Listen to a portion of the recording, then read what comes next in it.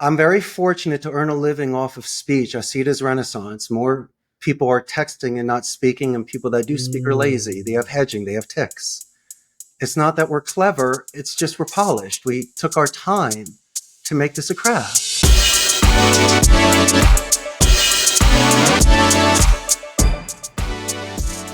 What's up, lifers, and welcome to the Daily Stand-Up with Lifetime Value, where we're giving you fresh new customer success ideas every single day. I got my man Rob with us. Rob, do you want to say hi?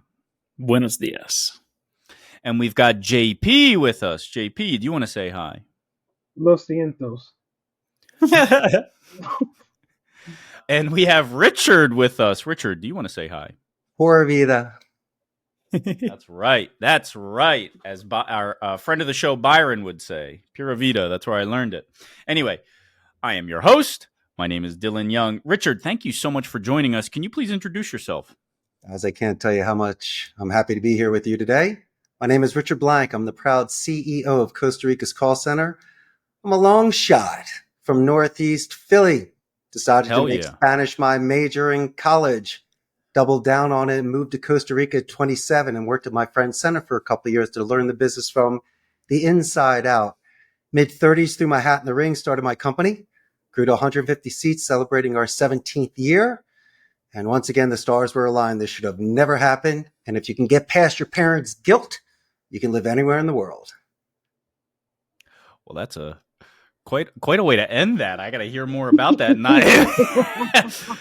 I got a lot of guilt in my life, Richard.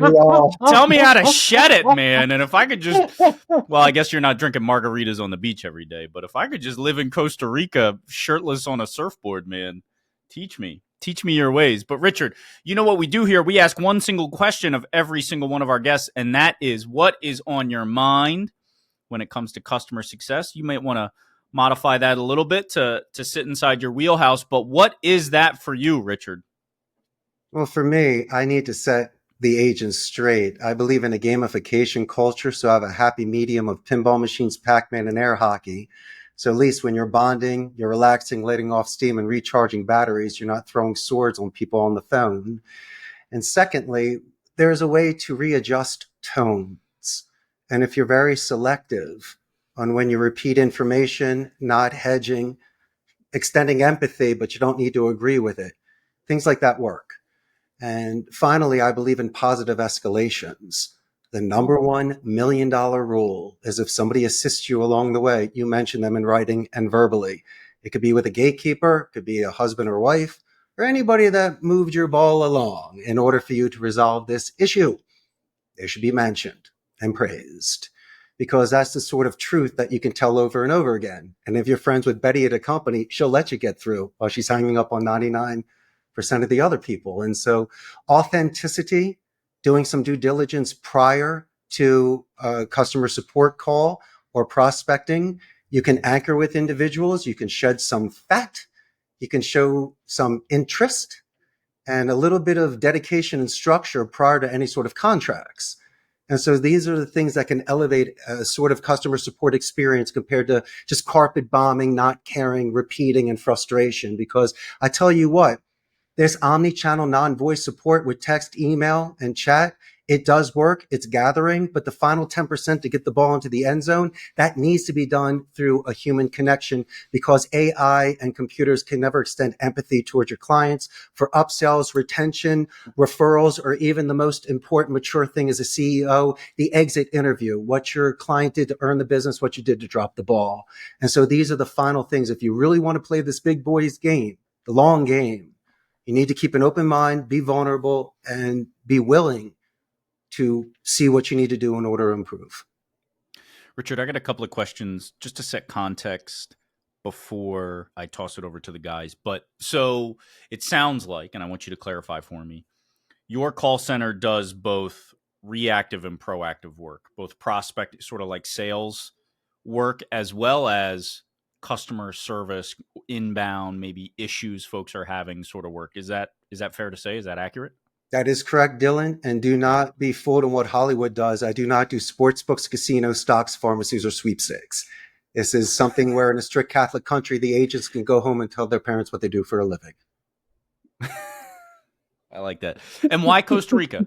That just a curious question for me. Why Costa Rica? I got very lucky. A very good friend of mine from college established a call center here, and it is really just building on momentum. The fact that it was my major means I could acclimate easier. I just wasn't those loud gringos that expected things. I decided to shed some skin, leave the United States at 27, not use my family's contacts in Scottsdale and Philadelphia to give me that one up. I wanted to start from scratch. Man, the car I bought was a Yugo GVX, man. I went Fred Flintstone style. It had a hole in the ground. But my point I is, like the I wanted it edge. raw. It needed to I be like me. the edge, Richard. Yeah. I guess what I really meant is why Costa Rica versus, like, I think for a long time we heard it about like a lot of countries in Asia, like call centers in India and the Philippines. Okay. And then you started to hear it more about, I think Colombia is a really big Right. one now. What is the differentiator for Costa Rica? Or is there not? Is it really just whatever the lifestyle choice is for somebody like yourself? Phenomenal question. In regards to BPO, you have offshore and nearshore. Remember, my proximity to the United States, the language capacity, English with the most neutral accent, democratic society, excellent infrastructure, HP, Intel, Oracle, and Amazon have a very large presence here. What a wonderful labor pool with such exceptional skills. And a lot of people have either lived in the United States, they're familiar with the expats, so they're more attuned to the North American market. Yeah. And so for me, even in the United States, if you think about it, more people are speaking Spanish. So even though they can double gun and be bilingual, it allows my agents to Popeye spinach power up their phone calls if they're speaking to Mr. Rodriguez and they need to do that sort of wiffle ball home run crank close. And so I allow people to go back and forth as long as they keep their balance and they're capable of converting a phone call, then by all means, as long as you're not cursing or using bad slang, I believe that if anything you can do to bond with the people, by all means.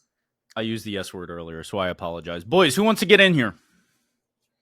I'll go real quick because I think mine's quick. Richard, I appreciate the candor that you bring to this topic and your professionalism, but like also authenticity, right? Realness, and I can see that. And I think that what you're talking about is very real because who hasn't had one of these experiences with somebody on the phone where you know you need someone on the phone, right? These chats, they aren't new. Like having an agent digitally, this is not a new thing. So when you need to speak with someone, I know personally I have a huge sense of relief. I can tell just by the way someone almost answers the phone, okay, I think that this is going to be good, but I just try to be open minded to get my question answered. But there is something of an art to this. And so, what I appreciate about this is you didn't try to position this as anti AI. You really positioned it as something that is going to and will continue to be a very viable and lucrative service, which is we cannot take the human out of dealing with one another. And we have to always continue to work with the human. I could hear the way that you were talking about the way that people can talk on the phone and the nuances of language and just how far that can go really in someone's experience. I really appreciate what you're bringing to this because we definitely don't talk about this a lot on this particular platform. But I think that there's something that's really valuable in your message. You're right, JP.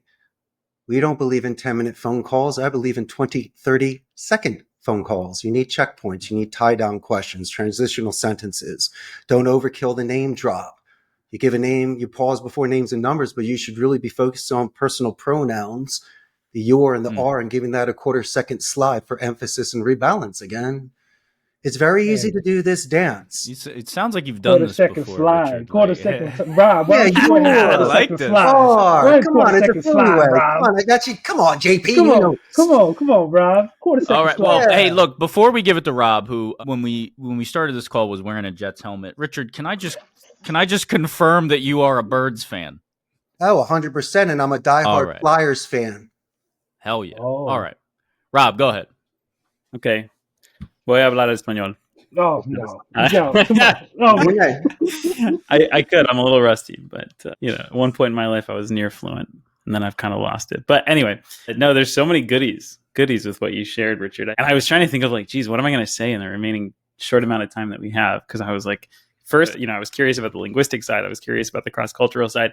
The side, though, that I really like what you shared is it seems like the framework in which you sort of take sorry, I did it again, guys. Framework. I always it seems like the sort of approach, I guess I should say, that you have when it comes to thinking about your business and thinking about our space. It's like you sort of see it as a game.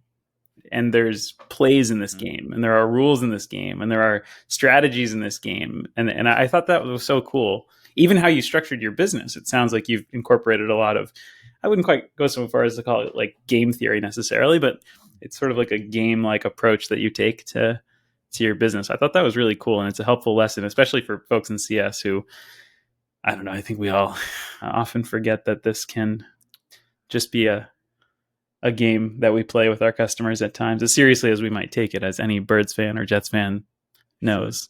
Rob, a game my is a boy, game. you and I have a luxury trade. Game It's is the art go. of speech.